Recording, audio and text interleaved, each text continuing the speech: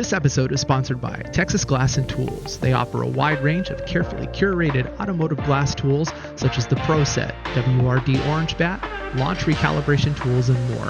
Visit www.texasglasstools.com to place your order or call 830-388-3994.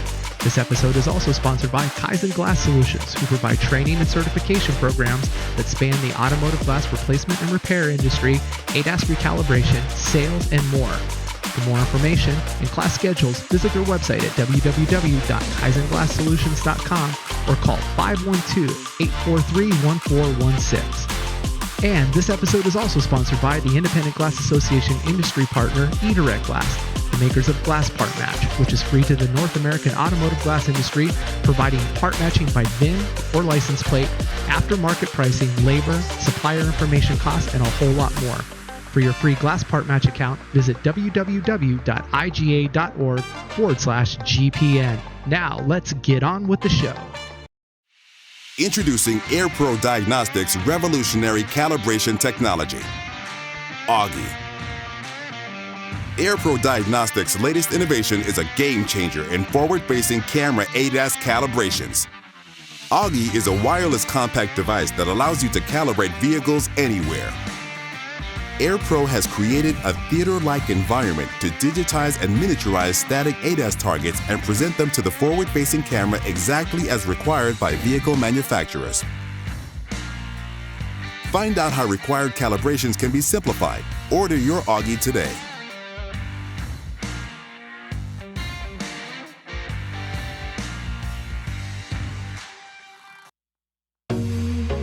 Welcome to Shatterproof, the Auto Glass Journey for Independence podcast. This week's episode, a little caution, Gary, safety first, Glenn, importance of the Auto Glass Safety Council, with guest host Glenn Fell, founder and owner of Wyndshyld Auto Glass. If you haven't already liked our podcast, click on the subscribe button below, and also take a moment to like this episode, so anytime we update the content, you will be the first to get access to all of this great media and industry information. With that, let's get into the show with your host Gary Hart and guest host Glenn Fell, live from the Auto Glass Safety Council winter meeting in Orlando, Florida.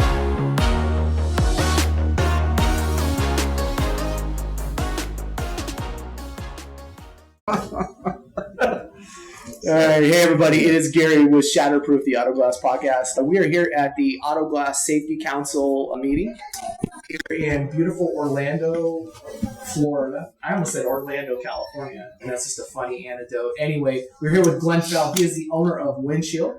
Welcome, Glenn. Thank you. How are you today? Thank you. Doing well, well. We had a really good launch. We did. We had some good topics over the last few days being here at the Auto Glass Safety Council. The IGA, we are a registered member, and you are, we are an associate member. Let me get this right. There's 4 levels. We're an associate member. You are a certified member. Okay. Registered AGSC member. There you go. Certified technician. And then there's 2 other levels. One I think has to do with insurance, and then the other one is somebody who uses your trademark that uses your trademark in a trademark manner. I don't know. Everything's at agsc.org, but you can go look that up completely separately. I just serve on a couple committees. And thank you very much for that. We appreciate that. And I gotta say, I really enjoyed the standards meeting for one thing. I think we got a lot of headway on there, and we talked about some things that are coming up in the future that I'm happy to be addressing. It seems like a lot of people in the room. But let's talk about that ADAS meeting real quick before we get into some other things. That was fun. Oh yes. So for those of you who are wondering, we sharpened our pencils today. We did. We also sharpened ChatGPT a little bit. And Gary Hart sharpened ChatGPT. Okay, I'm going to say it's Jay Bird Novus did, but anyway. He suggested it. Gary Hart actually did it. Glenn Fell thought about it. I thought about it when I saw what we were doing in that meeting. And then I was like, no, we need to think this through more than ChatGPT. And it was good. Looking around the room, we were broken into groups, and we all came up with questions that we're putting together for testing, test your knowledge about ADAS, because it's amazing. There are so many components in it. And actually, for an ADAS certification. But I think we did pretty good for it was about an hour, it seemed like. Yeah, that was an hour and a half. Yeah, and we each group came up with 10 questions. So yeah, but it's actually for ADAS certification. So there's the windshield repairs certified technician, there's the auto glass certified technician, and then the plans. If I'm supposed to speak on this, I don't know, but I mean the plans are to have an ADAS certification because it is such a crucial part of the industry now. I mean, unless all you work on are classic cars and really old beat up beater cars, it's. I mean, if you're working in any metropolitan area, there you encounter ADAS equipped cars. If you're working in a rural area, I mean, trucks, heavy duty trucks are coming with ADAS capabilities. If you're working on the oil fields, some of those trucks may already have it, or you may be seeing it. So it's highly important that every technician in this understand ADAS, understand what it is, what it does, and understands the myths that have perpetrated social media and what may have been said 8 years ago when this was very, very new and nobody really knew much about it. But there, as a technician, as an auto glass company owner, understanding the implications of ADAS, understanding the profit opportunity of ADAS, and then understanding the liability of ADAS, it is crucial. No, absolutely. That you know what you're talking about. Because we're talking twofold here. One, your tool, you're going to be trained by your tool manufacturer on your recalibration tool. But we're talking this. I would call this our primary learning and certification. Your tool is your secondary because you're going to adopt somebody, and you might adopt two tools. Which I believe we all heard Dave Leach say you should have two tools in your toolbox to use, because not every tool does everything. At least not right now. Right. Some are closed. But the crucial part is this learning and education. Well, as technology advances with the different cars, I mean, you look at the 2020 Camrys to 2021 Camrys, 2020 Camrys, static only. 2021, you had static or dynamic. So and then we ran into a 24 Santa Fe that had dynamic as a Hyundai, was a 2024 Hyundai Santa Cruz that was pretty much a Santa Fe or SUV, but it had dynamic as an option. And the tool we have didn't support. It gave the option, but it wasn't working. Okay. And we couldn't do it static. Now, we happened to do this at a dealership, so they had, obviously they had the OEM software, so they, at that point we deferred it to them. And your shop, you're a suburb of Atlanta? Yeah. So I know, you mentioned urban, rural, those types of things. So right now, I think most areas we're seeing the gap of vehicles on the road being 11 years old shrinking. So if we look at 11 years old throughout the U.S., that means we're pre-ADAS on a lot of things. But quickly, those people are trading in their cars for a new used vehicle that is within the last 6 years. Well, I think somebody and I've seen the data that supports it. You're looking at between 12 and a half years is average life on the road, which takes us back to, 2012, I believe it was. Yeah, 2024. Yeah, so roughly 2012. And where, we started, I've seen some 2012, 2013 cars that started introducing ADAS, like the forward-facing cameras for lane departure warning. So probably mostly, though, on your foreign, like maybe BMW, Mercedes, or we were talking Honda? Okay. Honda, some of the, I think we did it in Mercedes. We saw, I think it was on a Honda, like it was a 2012 or 2013 Honda Accord had a camera, and then we had a Mercedes, I think it was either a 2011, 2012 E-Class that had the ADAS. But, those were kind of those were really the older, the first gen. But I saw someone that there was, I think back in 03 or 04, there was a Mercedes that actually had a lane departure warning. That might have been on an S series, but like out of 10 cars you service in a week, how many of those require recalibration? At this point, so really over the past 4 years, we've seen it go from a 10% of the cars to upwards of 30 to 40% at this point. So we're getting near that 50-50 for you. Maybe by the end of this year, half the cars you see, you're going to be recalibrated. And, it comes and goes. It depends on the months. But for us to have a day where we did not do a calibration are becoming rarer and rarer. Okay. And, we didn't have something on the schedule. We may have had to reschedule it because of weather or whatever. And we operate both with a brick and mortar and mobile. The majority of our business is retail, so self-pay as well as insurance.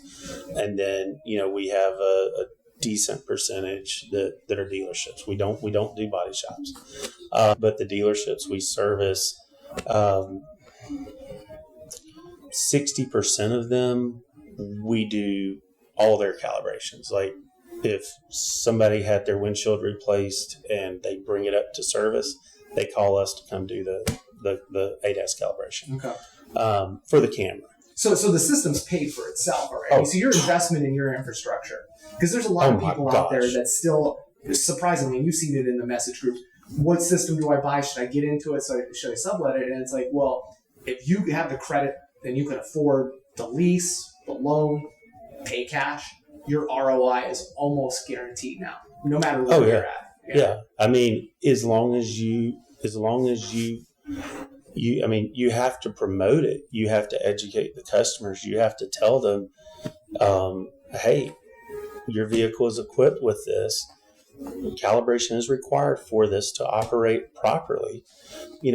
They're hearing it on the TV. If they call to file an insurance claim, they're hearing it from them.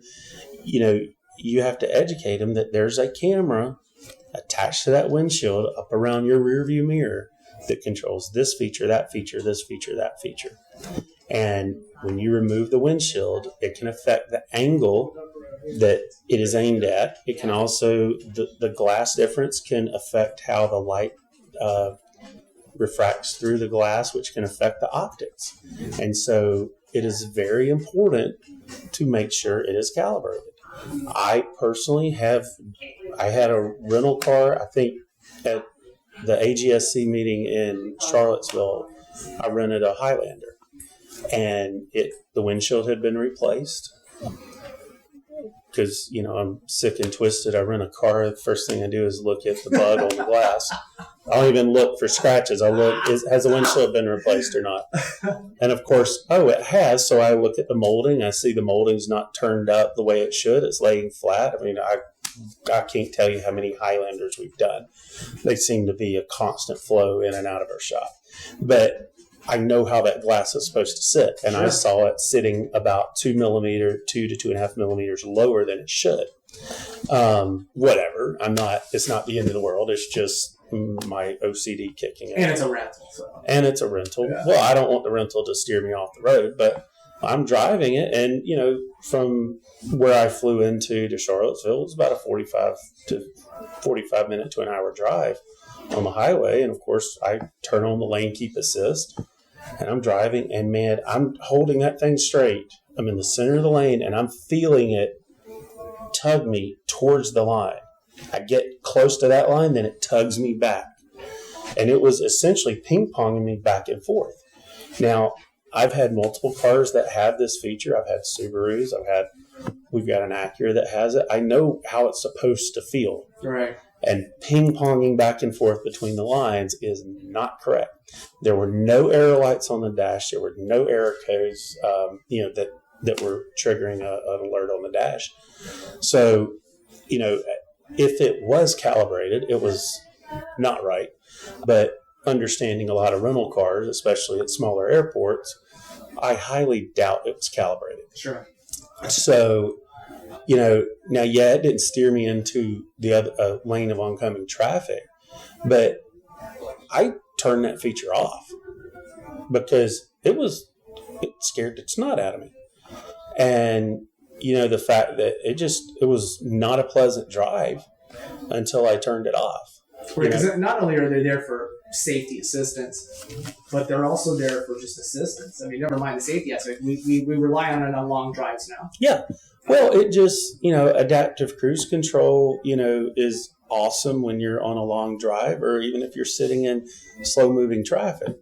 And then, if you're driving on some meandering, curving roads, the lane departure alert's annoying, but I always turn that part off. Yeah, but mostly now, a lot of you feel your seat, you're like, oh, that was comfortable. Well, Gary, I'm not even going to, you like your butt being vibrated. I got it. And that's going to be fodder for all the haters out there. Go at it. I got it. Gary likes his butt being vibrated when in the car. Yeah, but think about the heated and the cooling seats with that. That's wonderful. Yeah, but, with that and they have the massaging seats. Yeah. But when the seat vibrates because you're drifting over the line, that's a different thing. That's a different thing. You're talking about, the seat's vibrating when I cross the line. Nobody likes to drive with me in a car. Jeez, Gary. But I did not want to know this about you. If you know that one Highlander probably wasn't, to your point, smaller airport, rental car, fleet company. This company came out, did 10 Wyndshyilds that day. Yeah. And if half of them needed recalibration, they went to a dealer or they just didn't do it.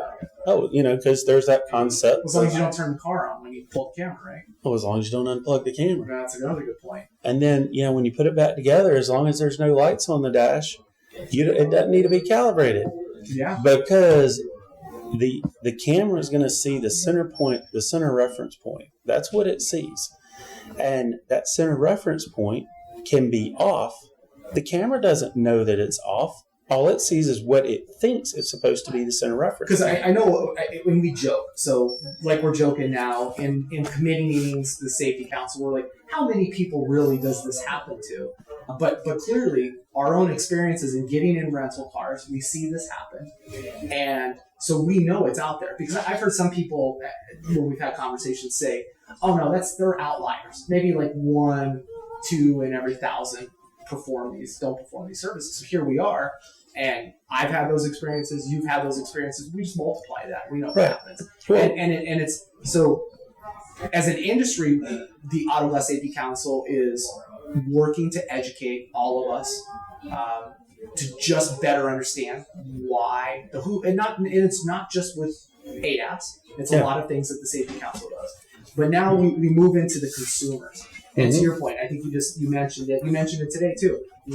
Other people did it in these meetings. We are bombarded by those Safeway commercials where it's hi, and here's where we're recalibrating. And so that's great because they're doing the industry a service by educating the consumer. But sometimes consumers see big companies like that and go, do I really need it?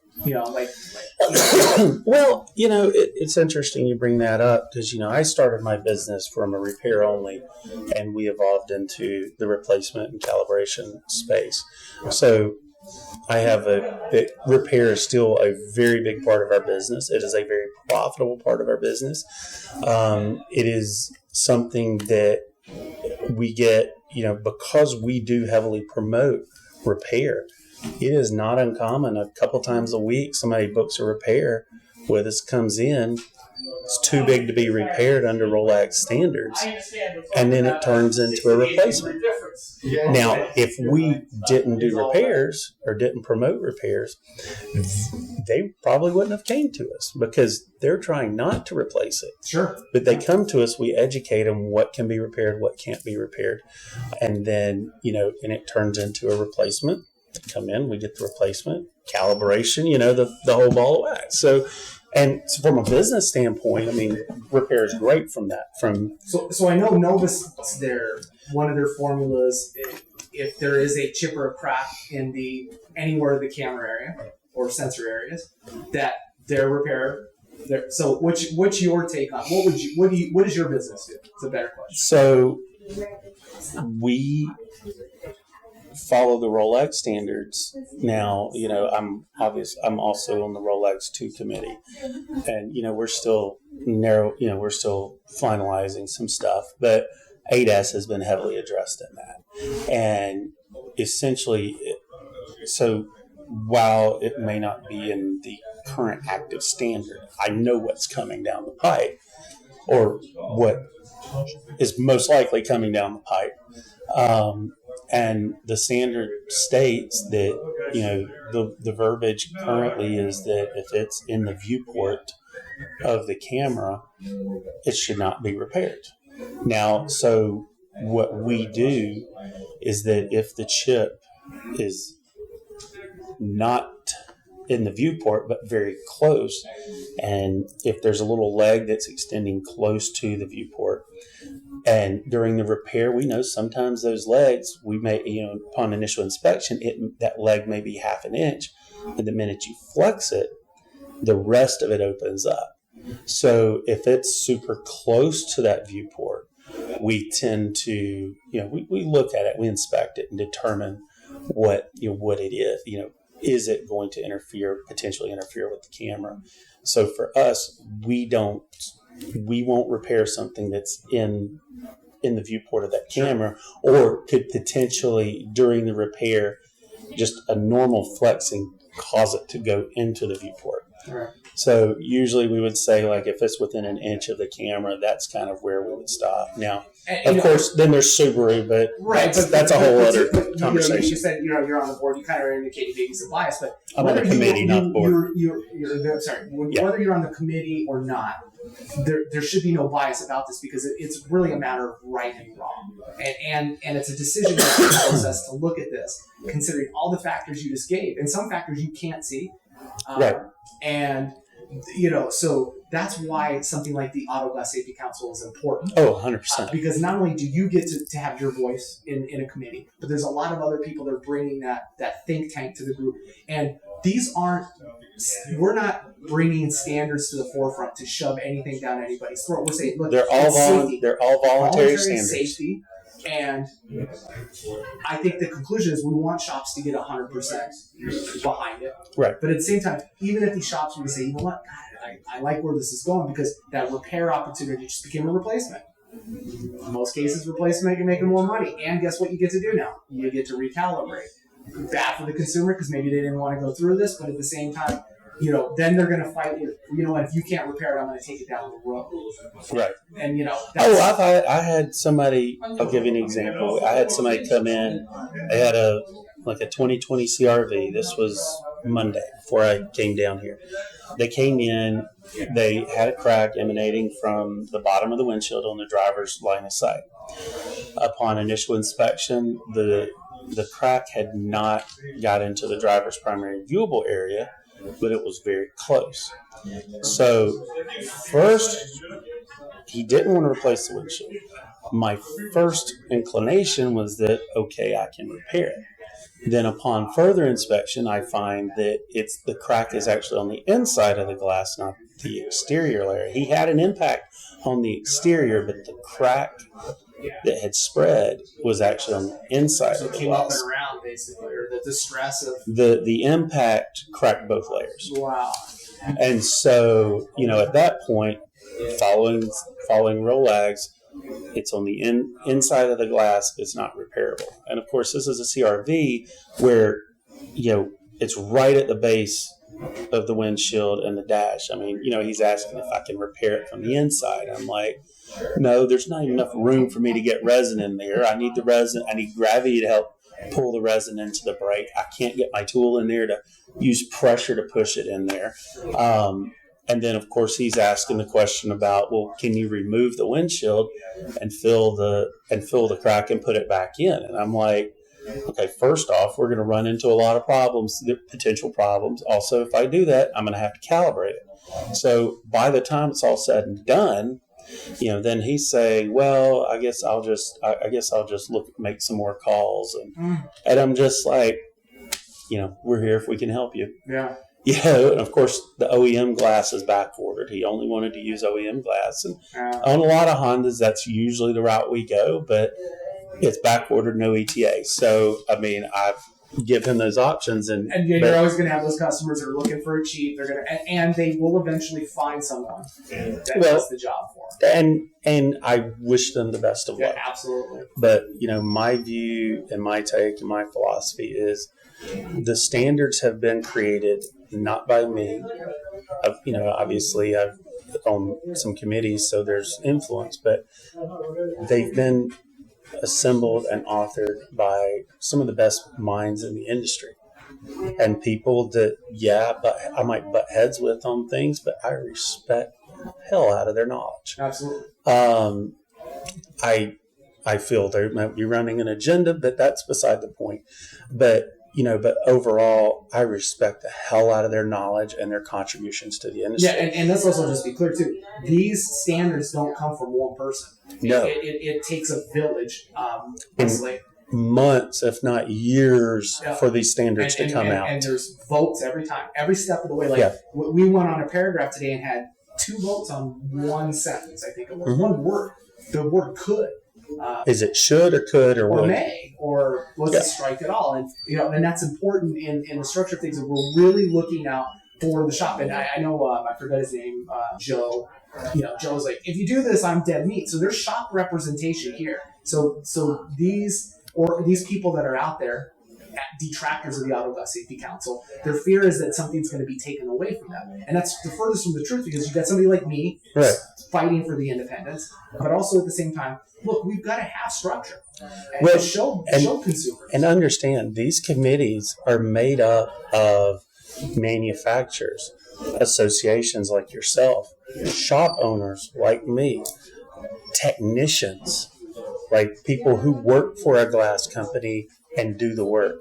It's made up of chemical manufacturers. It's made up of attorneys. It's made up of consultants. It's made up of the tool manufacturers, supply manufacturers, consumable manufacturers, and we bring in experts, and it's we share our agenda with them, and they give us what their feedback and future looks like. It's made up, and that's not just the AGRES standard. Trainers is the other one that I was thinking of. The people who train people on how to do the work are on these committees, and then distributors are on these committees too. So it's made up of pretty much, from an industry-wide standpoint. There's people on there from the smallest independents, one-man shops, up to very large companies owned by a publicly traded holdings company. Of course, there's one company that's not represented because they choose not to. But I'm not going down that path. But they still send somebody who weighs in, and I believe over the years, and I'll say this, it's SafeLight. And when Glenn Moses retired from SafeLight, but as far back as I can remember, Glenn was a very valuable member to have on the standards committee, because he truly was bringing the perspective of the glass industry. No matter who you are in this, we're in the glass industry. So SafeLight could be the 800-pound grill. I know Glass America's here. There's a lot of Caliber. There's a lot of big shops that are here, and they're not here with their own agenda, because you can't flex your agenda here. There's too many voices in the room that shoot it down. Or we go, that's a great idea we didn't think of. Yeah. And it all comes, granted, we're volunteers. We volunteer at these committees to show up. You're on your own company's dime. I'm on the dime of the Independent Glass Association. But we're here because we have a voice. And we want to say, hey, look, if you're thinking about participate in the community, you could always drop in as a guest, sit in the back of the room and actually see what goes on. And then volunteer. And, of course, when I sit in meetings like this, I'm not always the most quiet individual. I'm not trying to, I'm not stirring up controversy, but I'm just trying to. No, you're invoking thought. 100%. I'm presenting scenarios. I'm saying in this case, or I'm sharing my own experience, and here's what we do. Here's what we follow as a business. Yeah, because I came out of the corporate space, not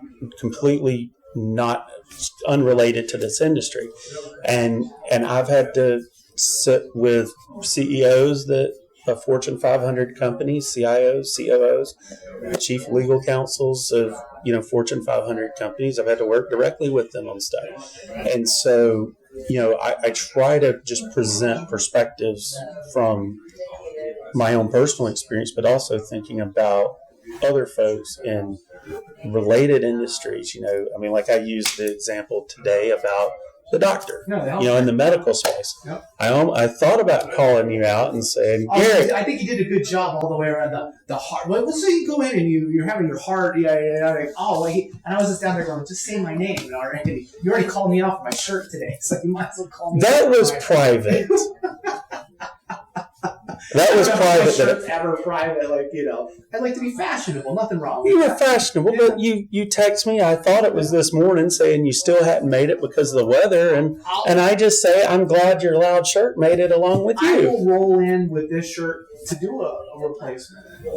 I show up at Auto Glass University, put on my glasses, go out on the floor, and say, "You guys want to see how cold my?" I've always seen you in a loud shirt, so I expected it. It's just I saw it and I was like, because I came in a little late to that, so I didn't get to say hey to you beforehand. I'm like, I gotta get via private messenger. I gotta get a reaction out of it. But what you did though today was great because, and again, this goes to the power of these committees and the safety council. Is what you came up with. Then we immediately turned to Kim, our attorney, and said, "You put that in attorney speak now." Right. And that helps us get now the legalese that we need for ANSI, but also where we're guaranteeing the shops to a certain degree of certainty that legally, if you follow the standards, you should be okay. Not to say that people don't get sued in America all the time. Right. Well, you get sued because people don't like the color of your hair, or they don't like the color of they don't like your shirt. You know me 10 years ago.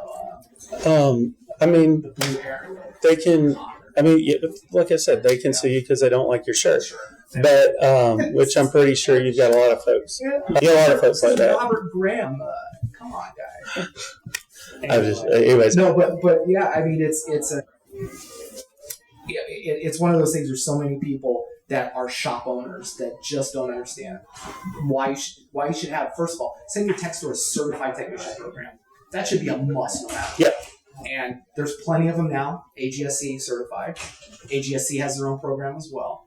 And then next step is start to see what the AGSC would do for you as a registered member. Because you're going to see, we were talking about business plans earlier, and that should be a big part of your growth is how do I now create an organization with compliancy? Because that's part of what the standards bring. Oh, yeah.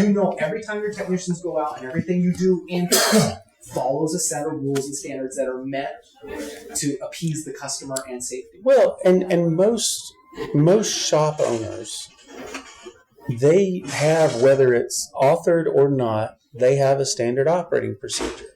Okay, this is the glue we use. This is the tool we use. This is the process we follow. Some may be very strict and rigid, and the technicians have no leniency on what tools they can use. Or this branch is very strict and this branch is very loose. But from a company standpoint, at a company level, they're pretty structured on these are the tools you use. This is how you do it.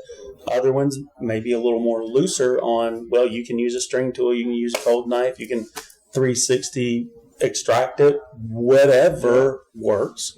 But at the end of the day, damage you want to reduce your damage and you want to reduce your warranty rate. So what's the best course? And we're not talking a lot of money to become a registered member either. It's a reasonable, if you break it down per month, it's nothing. And you probably spend more on coffee. Oh, Keurig cups, geez, all day long, K-cups, buck a piece. That's how I look at them. But yeah, and when you boil it down, everybody goes, well, what's the benefit? And obviously the first benefit is directly to your business. Not in your market or anything, but it's that principal structure. And then secondary to that is you can use that in your marketing and say, look, we follow safety standards. It's just like when I think most people go when they're looking for a mechanic, you cannot not see the ASE certified logo. You may not know what it means, but you're like, man, they're certified in something. Yeah. So I've been active with the AGSC, but this is like the first year I've actually become the registered member. But one of the things for us, and part of our marketing plan for 2024 is to promote that, because in the entire city of Atlanta and the surrounding suburban area, there are 2 independent shops that are registered AGSC members. 2. Wow. Now, there's the big corporate folks that, are the Calibers, the Glass Americas that are registered. But putting that aside, I really, they're competition, but I rarely run across a situation where somebody's trying to decide between Caliber, Glass America, or Wyndshyld. Okay, usually it's me against Safelite or me against, Joe's Auto Glass or something. I mean, no offense to somebody who goes by Joe's Auto Glass, but some random independent auto glass. You could have been more creative. If your name's Joe and then Joe's Auto Glass, I Yeah. think there's Juan's Auto Glass, there's Bob's Auto Glass. Like I go down our roster and I'm like, that was it. Well, there's one that I would say, but there's actually one of those in Atlanta, so I don't want to call that out. I'm up against cheap auto glass or best price in town. I actually got in trouble. So somebody posted last week because I just didn't believe it. They were talking about some short pay situation or something, and when the name came, somebody posted, "Oh, well, that's because there's another low cost auto glass," and I'm like, "That's called Karma." And I got nailed for saying that, but it's true. Like if you're advertising your low cost something, you're now saying the value of it somewhere. Well, that's another topic. We can talk. Because my background in corporate was in product management, branding, go-to-market strategies, and so we could have a lengthy conversation. I mean, I think he's the one who came up with Dollar General. Then that's what I'm hearing, right? No. Oh, damn. No. So I hear they treat their employees real well. Anyways, yeah. But no, I have a flight to catch, so we can't talk about that. But your 2024, you're including in your marketing. You're going to be using that, and these are all things that right there are 2 things right off the bat. Not everybody's going to know it because it's up to the shops to spread the word. And right. As an association, we're doubling down this year to not only get Auto Glass Safety Council out there, but again, letting consumers know about ADAS, having our own videos in addition to videos that the Safety Council has, and really promoting those shops. Well, and I think in a competitive environment, and this was something I learned very early in my career when I started in sales, is you have to create separation between you and your competition.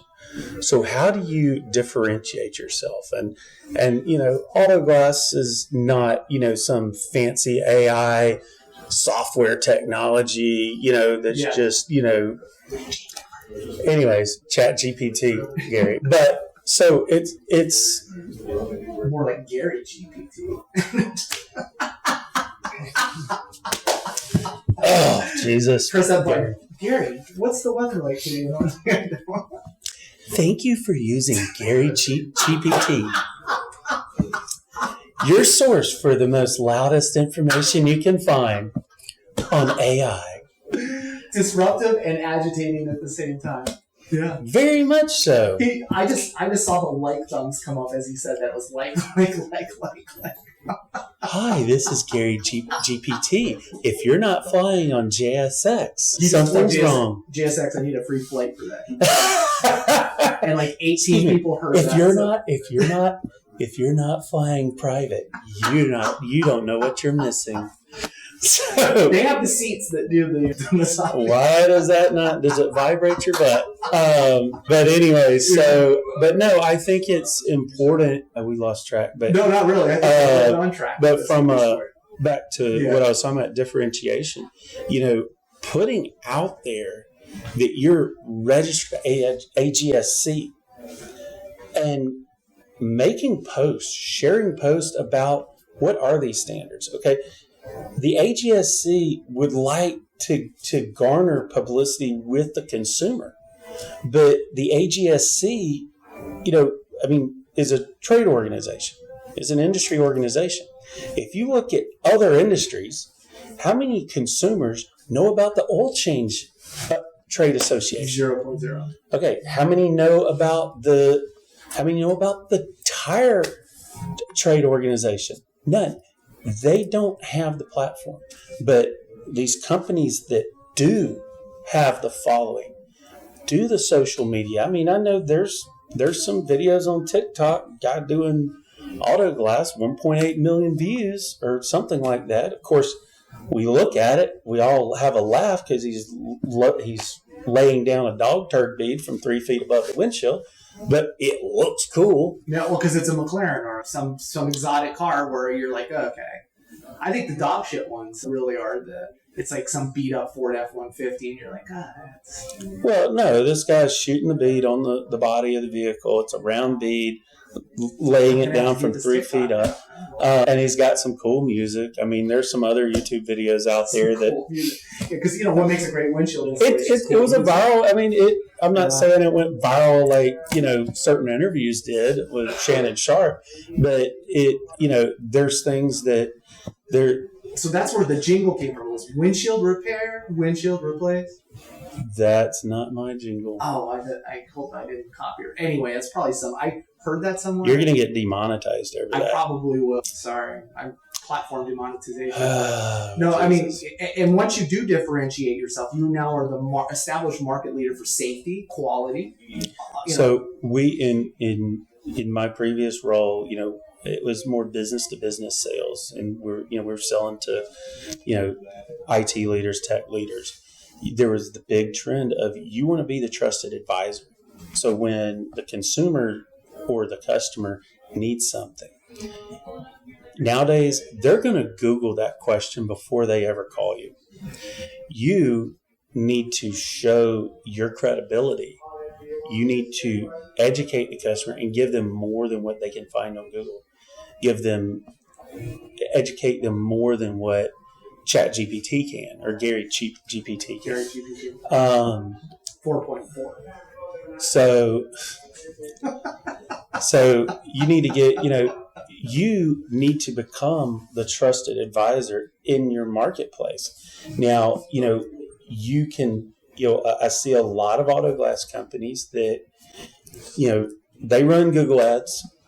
They have a website they created on GoDaddy. It's a single page. They run around in a van with magnetic signs. They hop out with a T-shirt and their logo on the back. That just says auto glass. Or they don't even wear a uniform, But and I'm not knocking them. Everybody runs their business the way they're going to want to run it and what works for them.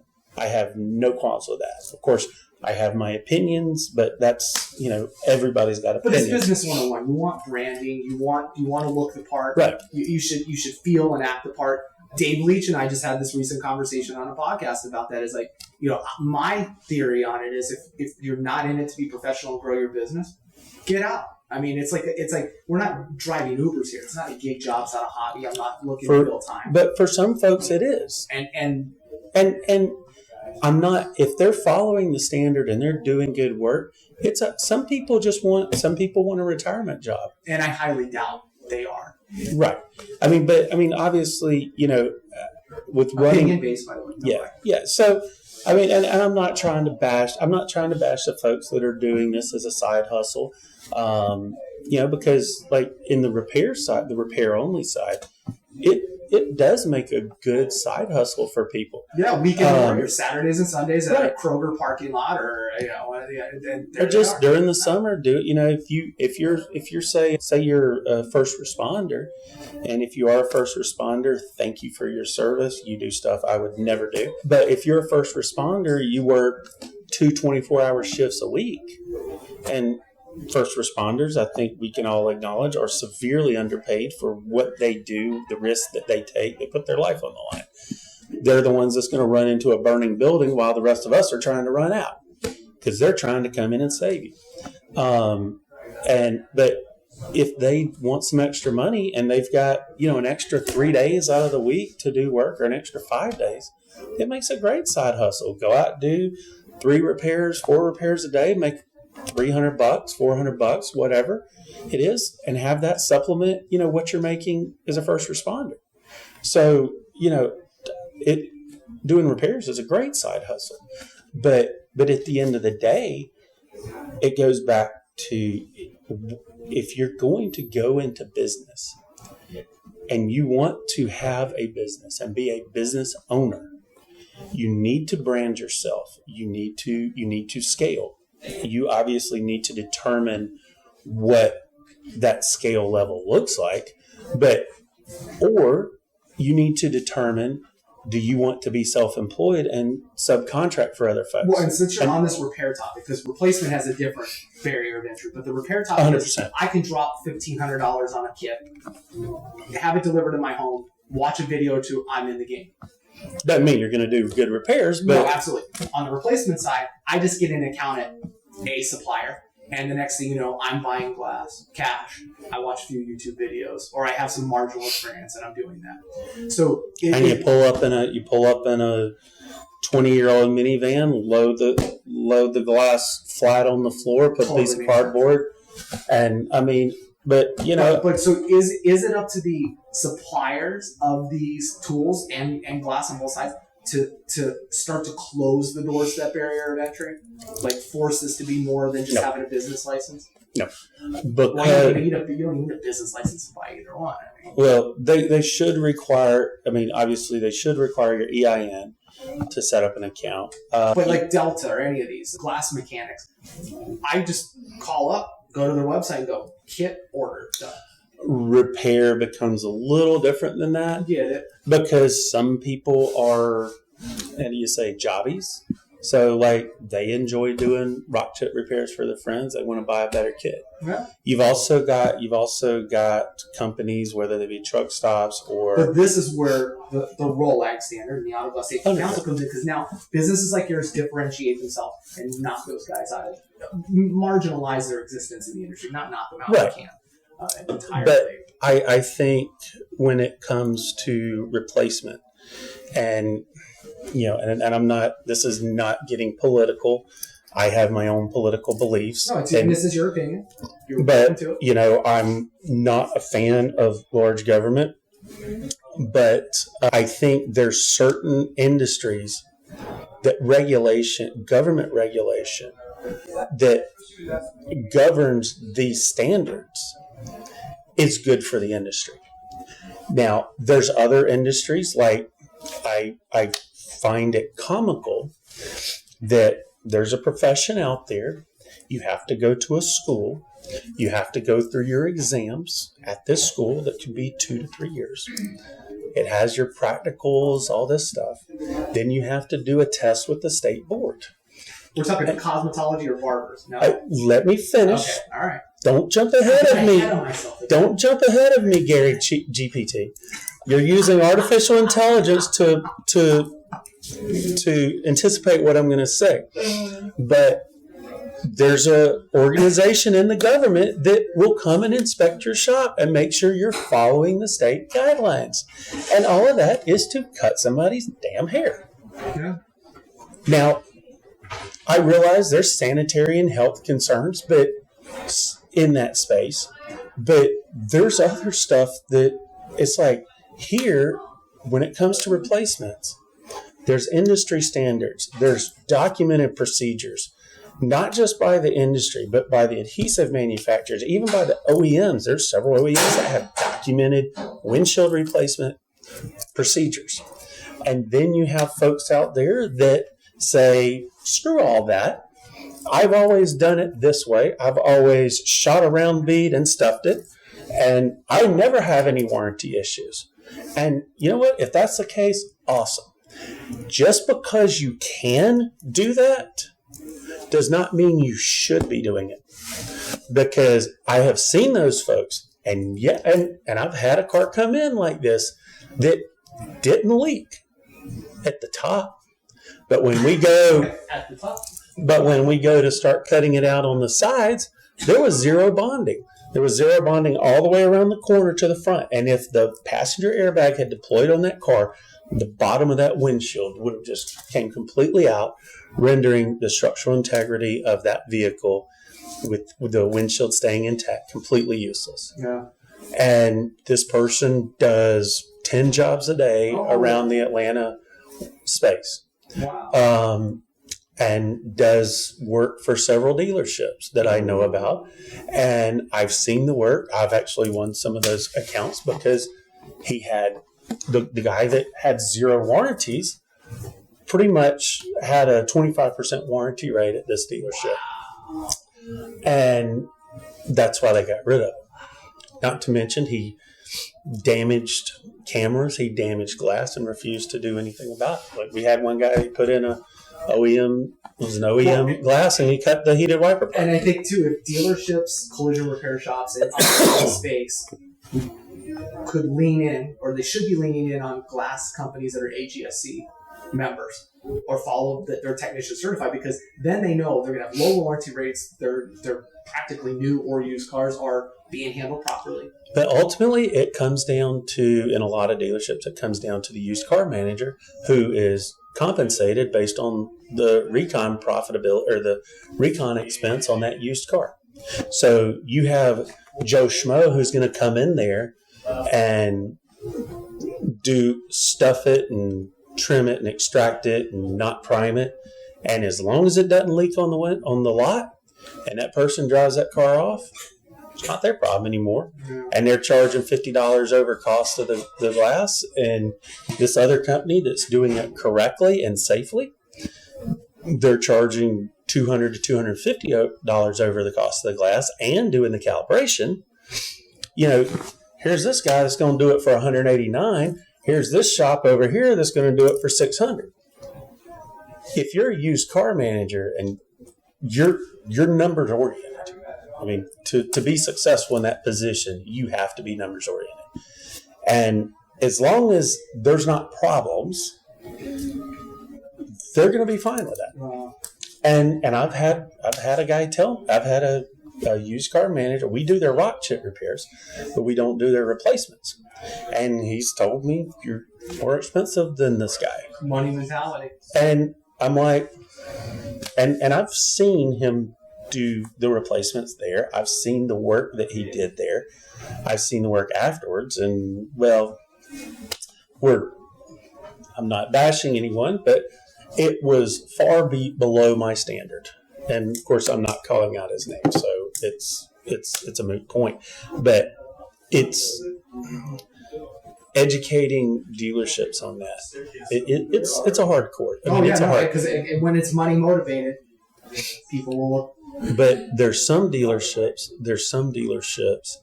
that are recognizing that, and they're seeing this. Well, especially if they have a certified pre-owned deal, they're still on the hook for like sometimes a 12-month warranty. Mm-hmm. You come back and the glass is there, let alone now the liability if I'm in an accident and my windshield just blows off when the airbag goes off. They're going to trace that back to the deal. Some lawyer will. We know that happens. I mean, I would love to see more. I mean, we'd love to see more maiming. I don't wish death or injury on anyone, and but no, I don't. Maybe certainly, but anyways, not in this industry. But I don't want to see consumers injured. I don't want to see lives changed, times stopping because But we of do that. enjoy seeing their car fill up with water where you can put goldfish in the floorboards. That is entertaining. Yeah, that is. But the scary thing is that until in this country, in this society, until there are widely publicized legal cases showing where the auto glass company is liable for injury and wrongful death because they chose to do it the way they thought they should do it, instead of following an industry standard put together by many people from all over the industry. It's going to be hard to see things change. I mean, if you go back to, I reference this a lot, but if you go and look at, the John Eagle collision case, that changed a good bit of the collision industry, not where I think everybody would want it to be, but that case, I firmly believe, could easily be used as evidence in if an auto glass person is not following a standard, or not following a standard, not following OE procedures, doing it not following the urethane manufacturer's procedures, and doing it the way that, I've always done it this way, it works, I don't have any problems. That case, I believe, could easily be used as evidence, because who qualified you as a glass technician of 15 years to know more than the PhD chemist that have spent millions of dollars testing these procedures that they've pushed out?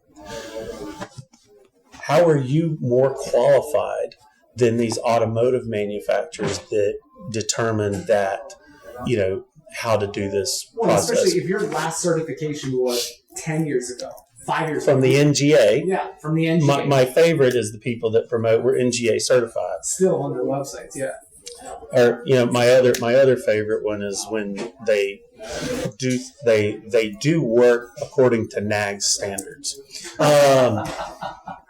Okay, that's a new it's one. not. We're not inferring by any stretch of the imagination. You're nothing. It is not knocking Mitchell. It's just that he's. You see, this person has since redesigned their website and doesn't have that on there anymore. But it's just there's this mentality out there that I got trained 20 years ago, and this new technology is crap. And I've always done it this way. I'm going to always do it that way. I see it with glass manufacturers. You go to some of these sites and it says XYG certified. And I'm like, I did not know XYG had a program, but okay. Very cool. Like, for an example, I've seen, obviously your adhesive manufacturers, but yeah, I mean, it's crazy. I think the bottom line is we're saying you need to get involved in the industry. Auto Glass Safety Council is a great place to get involved. Yeah, I really appreciate you spending time with us today. Thank you for volunteering. Oh, my pleasure. We're maybe looking forward to you being on the IGA Board of Directors for 2024. Not the president. We've gotten that very clear. We've had that conversation. Safe travels back to Atlanta. Again, we appreciate it. And we'll see you throughout the year, maybe in the fall. Back here in Orlando, from what I understand. That is correct. All the details of this podcast are below. Again, this has been Wyndshyld with Wyndshyld. It's on his logo. We'll even pop all that credential down here. And again, thanks for being here. Absolutely my pleasure. So thank you for having me, Gary. Gary at GBT. This has been A Little Caution, Gary. Safety First, Glenn. Importance of the Auto Glass Safety Council. With guest host Glenn Fell, founder and owner of Wyndshyld Auto Glass, live from the 2024 Winter Auto Glass Safety Council meeting. Thank you for listening to Shatterproof, the Auto Glass Journey for Independence podcast, brought to you by the Independent Glass Association and me, Gary Hart, your host. If you haven't already liked this podcast or haven't subscribed, like this episode and hit that subscribe button so anytime we update the content, you'll be the first to get access to all of this great media and industry information. We also want to thank our sponsors of the podcast, eDirect Glass, who is also the maker of Glass Part Match, which is free to the industry, so get your account today at www.iga.org/GPM. And Augie by AirPro, that amazing on-the-glass targeting recalibration system, allowing you to work from anywhere, anytime with the support you need to succeed. You can find all the links referenced in this podcast in the description or comments below.